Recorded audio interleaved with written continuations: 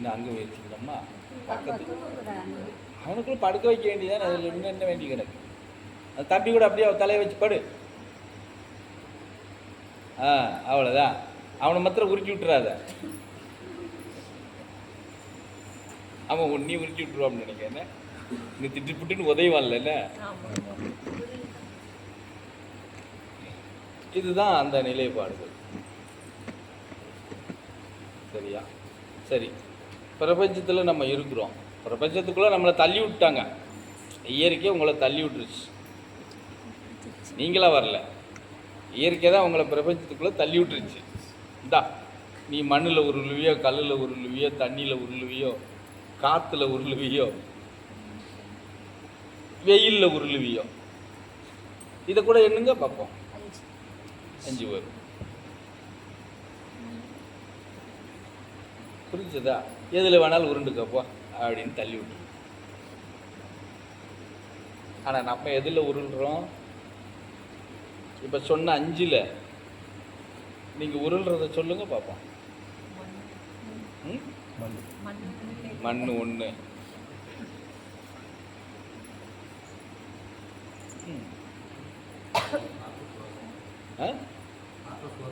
காட்டில் நீங்கள் உருளலை.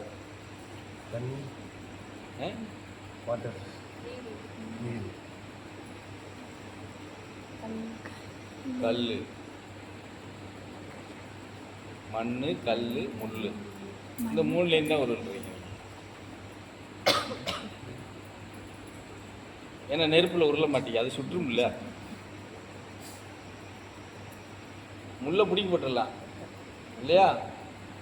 கல்லை எடுத்து போட்டுடலாம், மண்ணை தொடச்சி விட்டுடலாம். இதெல்லாம் உங்களுக்கு சாதகமானது.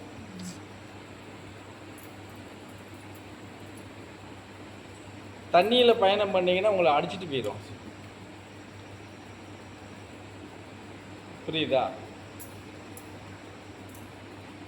அது உங்களுக்கு சாதகமாக இருக்காது. காட்டில் சிக்குன்னா உங்களால் நிற்க முடியும்?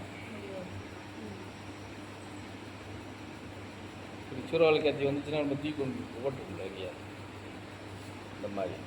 ஏன்னா இதெல்லாம் நமக்கு சாதகமாக கொண்டுட்டு வர முடியாது. தண்ணி நம்ம குடிக்கிறோம் சாமி அப்படிங்கலாம். குடிக்கிறது வேற, தண்ணி வர்றது வெள்ளங்கள் வேற இல்லையா? குடிக்கிற தண்ணியிலையுமே நீ எப்படி இருந்துருவ? இப்போ ஒரு குடம் தண்ணிக்குள்ள உட்காந்துக்குருவியா?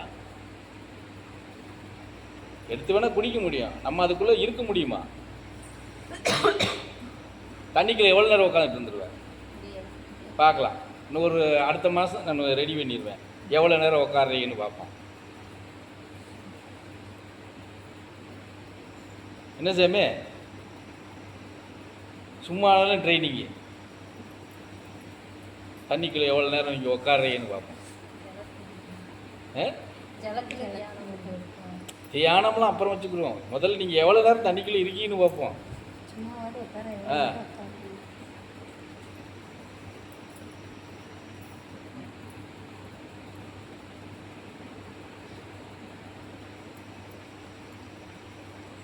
நமக்கு ஆசை எப்படியெல்லாம் நம்மளை ஊக்கப்படுத்தணும்னு ஆசை. ஊக்கப்படுத்துறதுக்கு நம்ம சாயந்தரமே ஒரு இது நடத்தணும். நம்ம ஆசையை நமக்கு எப்படி ஊக்கப்படுத்துது? என்ன நடத்தணும் சொல்லுங்க?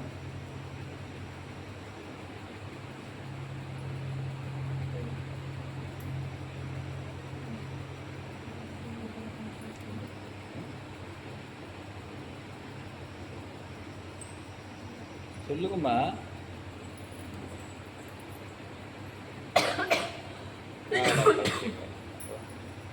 கூழுக்கு விடை தேட சொன்னேன்.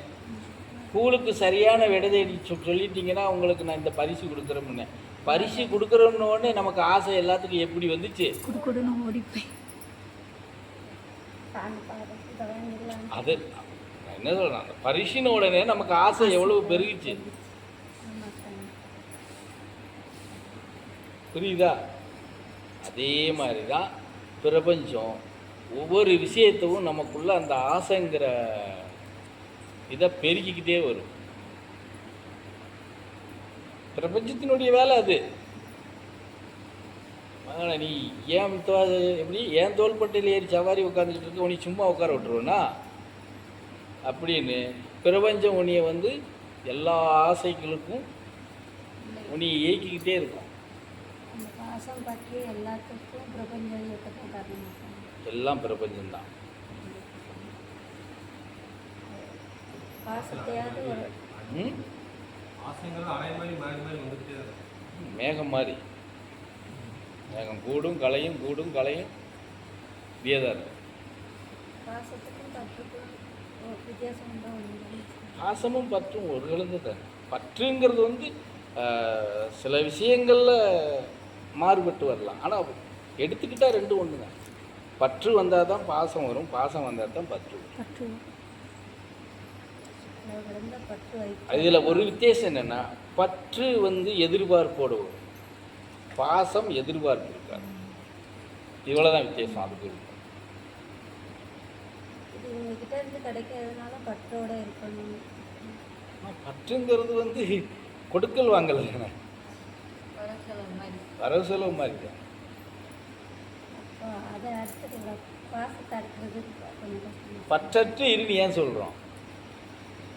எதிர்பார்ப்பு இல்லாமல் இருக்கணும். அதுதான் அதுக்கு தான் சொல்கிறோம். எதையும் எதிர்பார்க்காம பற்றற்று இருந்தா எதிர்பார்ப்பு இல்லாதான் பற்றற்று இருக்கிறது. பற்று பாசம்னா எல்லாமே இருக்குன்னு அர்த்தம் இல்லையா?